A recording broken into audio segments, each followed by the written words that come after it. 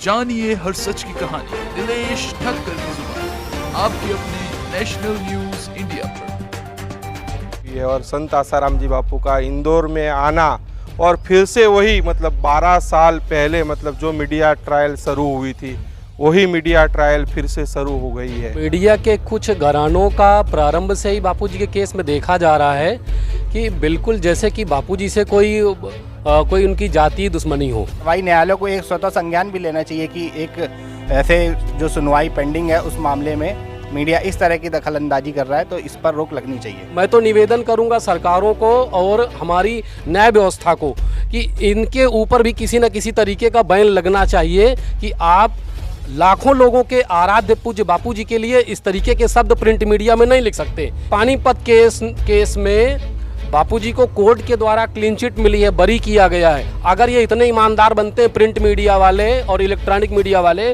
तो मैं आपके माध्यम से इनसे कहना चाहता हूँ, आप दिखाओ ना जनता को। ये जो लोग अभी पूज्य बापूजी के लिए हल्की भाषा में लिखते हैं, पूज्य बापूजी के नाम के आगे सम्मान सूचक शब्द नहीं लगाते हैं, इनको मैं कहना चाहता हूँ कि पूरे देश भर के साधक आपके इस तरीके के कृत्यों से बहुत ज़्यादा खफा हैं। हम भी कोर्ट जा सकते हैं, हम साधक भी कोर्ट जा सकते हैं, हमारा अधिकार बनता है। और हमारे पूज्य आराध्य बापूजी के लिए इस तरीके की अनर्गल चीज़ें प्रिंट मीडिया इलेक्ट्रॉनिक मीडिया में दिखाना बंद कर दें। 12 सालों के बाद संत आसाराम जी बापू को मेडिकल ग्राउंड के ऊपर सुप्रीम कोर्ट से राहत मिली हुई है और संत आसाराम जी बापू का इंदौर में आना और फिर से वही 12 साल पहले जो मीडिया ट्रायल शुरू हुई थी वही मीडिया ट्रायल फिर से शुरू हो गई है।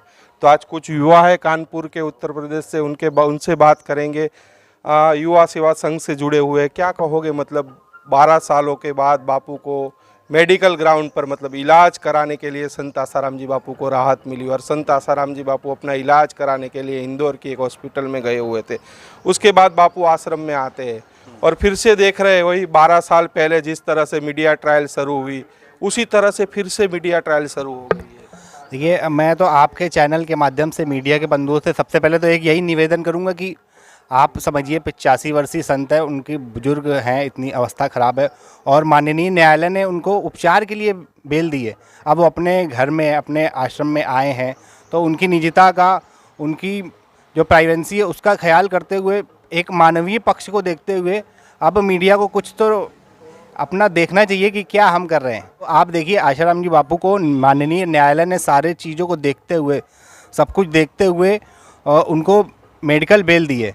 और उसके बाद भी देखिए, जैसे पहले मीडिया वाले माहौल बनाते थे कि बापूजी बाहर जाएंगे तो ये हो जाएगा वो हो जाएगा, ऐसा कहीं से भी कुछ भी घटना ऐसी कहीं नहीं हुई है। उनके जो साधक हैं सभी जानते हैं, सभ्य लोग हैं, शांति से अभी तक सारा उन्होंने काम किया। चाहे बापूजी आरोग्य में रहे हों, मुंबई बापूजी गए इलाज कराने, वहाँ पर भी बहुत ही शांति के साथ सभी ने परिचय दिया। उसके बाद भी मीडिया लगातार एक माहौल बना रहा है कि बापूजी फिर से उनको जो रिलीफ मिली है वो ना मिले, उपचार ना मिल पाए।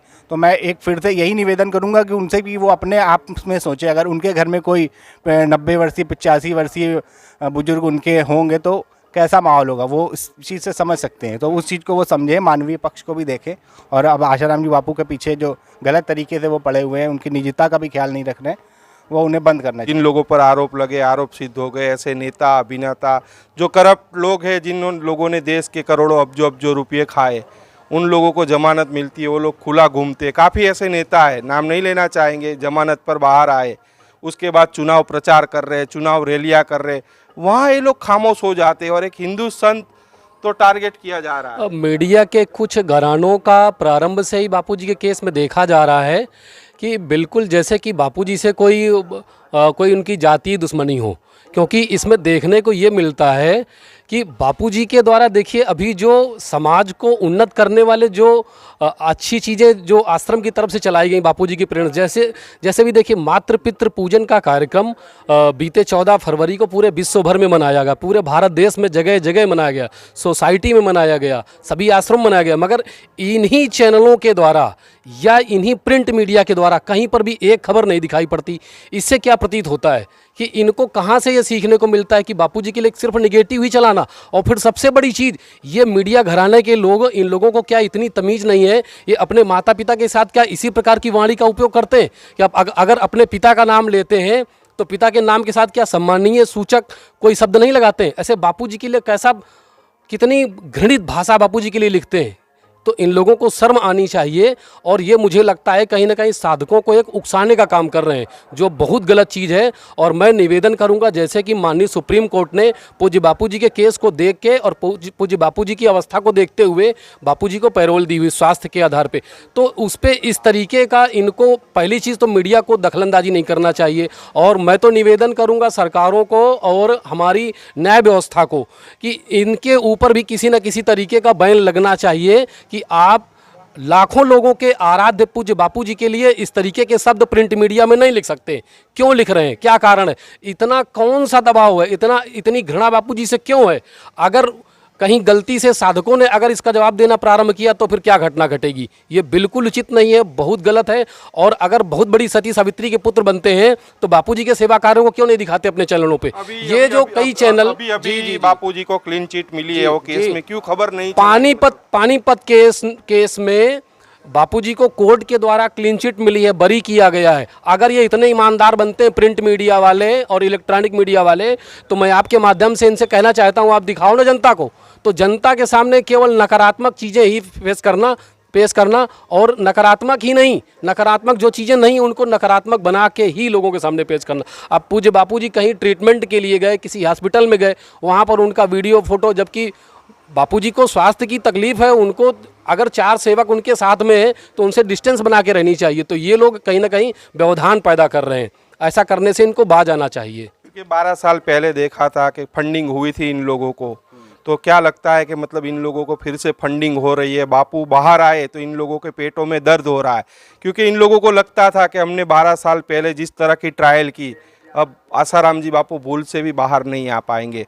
तो बापू बाहर आए तो इन लोगों को क्या लगता है, पेट में दर्द हो रहा है, क्या हो रहा है? बिल्कुल सही आपने जो कहा। तो कहीं ना कहीं ऐसा लगता है कि कोई ना कोई इनको पीछे से फोर्स कर रहा है, कुछ लाभ मिल रहा है कि आप संतों के खिलाफ, हिंदू संतों के खिलाफ निगेटिव माहौल बनाओ। तो क्योंकि जो घटनाएं हो रही उससे देखकर साफ साफ यही लगता है। जबकि अभी आप देखिए आसाराम जी बापू का जो केस है माननीय हाई कोर्ट में अभी पेंडिंग है, वहाँ पर सुनवाई चल रही है। उसके पहले ही एक तरह से न्यायालय में आप जो इस तरह का माहौल बना रहे हैं, क्या उससे क्या आप करना चाहते हैं? आप जो जज हैं, जो न्यायपालिका, उसको प्रभावित करने का एक तरह से प्रयास है। तो इस पर कड़ी कार्रवाई न्यायालय को एक स्वतः संज्ञान भी लेना चाहिए कि एक ऐसे जो सुनवाई पेंडिंग है उस मामले में मीडिया इस तरह की दखलंदाजी कर रहा है, तो इस पर रोक लगनी चाहिए। क्योंकि 12 साल पहले भी मीडिया ट्रायल हुई थी, उसमें 8 पत्रकार फंस गए हैं, अभी भी कोर्ट के चक्कर काट रहे। तो इन लोगों को भी ये सोचना चाहिए, देखना चाहिए कि दीपक चौरसिया जैसी हालत इन लोगों की बिल्कुल सही बात है। जिन पत्रकारों ने बापूजी के लिए फर्जी चीज़ें बना के दिखाई, आज उनकी वो दुर्दशा है कि 8 पत्रकार वहाँ के चक्कर काट रहे हैं कोर्ट के, और उनकी स्थिति बड़ी दयनीय हो गई है। उनको देख के बड़ी दया आती है। मगर ये जो लोग अभी पूज्य बापूजी के लिए हल्की भाषा में लिखते हैं, पूज्य बापूजी के नाम के आगे सम्मान सूचक शब्द नहीं लगाते हैं, इनको मैं कहना चाहता हूँ कि पूरे देश भर के साधक आपके इस तरीके के कृत्यों से बहुत ज़्यादा खफा हैं, और आप इस तरीके के कृत्य करने से बाज आइए, अन्यथा फिर आपके साथ में भी जो हम भी कोर्ट जा सकते हैं, हम साधक भी कोर्ट जा सकते हैं, हमारा अधिकार बनता है। और हमारे पूज्य आराध्य बापूजी के लिए इस तरीके की अनर्गल चीज़ें प्रिंट मीडिया, इलेक्ट्रॉनिक मीडिया में दिखाना बंद कर दें। अब ये 12 सालों से बापू जोधपुर की जेल के अंदर थे, देखा लगातार बापू के भक्तों के द्वारा समाज उत्थान के कार्य लगातार हो रहे थे, कहीं भी बापू के भक्तों ने उपद्रव नहीं किया।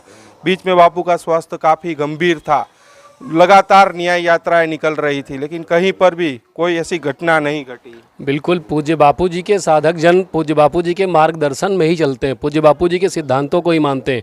और 2013 में जब से प्रकरण हुआ पूज्य बापूजी का, तब से अभी तक बापूजी के साथ में कितना अत्याचार हुआ, मगर बापूजी सदैव यही कहते रहे कि शांति बनाए रखो, शांति बनाए रखो, और उसका नतीजा भी यही, कहीं पर भी कोई कंप्लेन नहीं कर सकता है। प्रारंभ में वहाँ आरोग्यम में जाने के लिए कैसा विपक्षी पार्टी के द्वारा, जो हमारी विपरीत पार्टी है, उसके द्वारा ऐसे तर्क दिए गए कि बापूजी को बेल ना दी जाए, वहाँ महाराष्ट्र ना भेजा जाए क्योंकि ऐसा हो सकता है, वैसा हो सकता है। मगर देखिए बापूजी वहाँ पर गए भी, और सारी चीज़ें, सारी व्यवस्थाएं कितनी सुव्यवस्थित तरीके से सारी चीज़ें संपन्न हुई। तो बापूजी के साधक इन सब चीज़ों का एक ज्वलंत प्रमाण है। और इन साधकों की इतनी सच्चाई, इतनी सज्जनता को देखते हुए कम से कम मीडिया को भी बाज आना चाहिए, जो अच्छे मीडिया घराने के लोग भी हैं, अच्छे प्रिंट मीडिया, इलेक्ट्रॉनिक मीडिया में, मगर ये चंद लोग कम से कम मीडिया की इज्जत को उतना खराब करें और साधक जिस तरीके का शांति का वातावरण बना के रखे हुए हैं तो उनको उकसाने का काम ना करें, बस हमारी हाथ जोड़ की विनती है उनसे। तो क्या लगता है अब अपील पर शुरू होगी हाई कोर्ट में, क्या दूध का दूध पानी का पानी होगा, बापू निर्दोष बरी होंगे? जैसे पानीपत केस में तो बापू निर्दोष बरी हो गए। बिल्कुल, देखिए हमें तो पूरी उम्मीद है कि न्यायालय अब एक अच्छा फैसला देगा, क्योंकि अगर बापूजी के केस में हम देखते हैं तो जो तथ्य हैं, जो जैसे मेडिकल रिपोर्ट हो गया, लड़की की कॉल डिटेल हो गई, तो इतने सारे साक्ष्यों के होने के बाद अब सब कुछ क्लियर है और जो मामला है वो अपने अंतिम पड़ाव पे है। अब जल्दी ही एक अच्छी खबर आएगी हाई कोर्ट से, न्याय मिलेगा। करोड़ों करोड़ों लोग क्योंकि पीड़ित हैं इस केस से, तो उन सबको न्याय मिलेगा और हमें पूरी उम्मीद है कि एक अच्छा फैसला न्यायालय की तरफ से आएगा। जानिए हर सच की कहानी दिनेश ठक्कर की जुबान, आपके अपने नेशनल न्यूज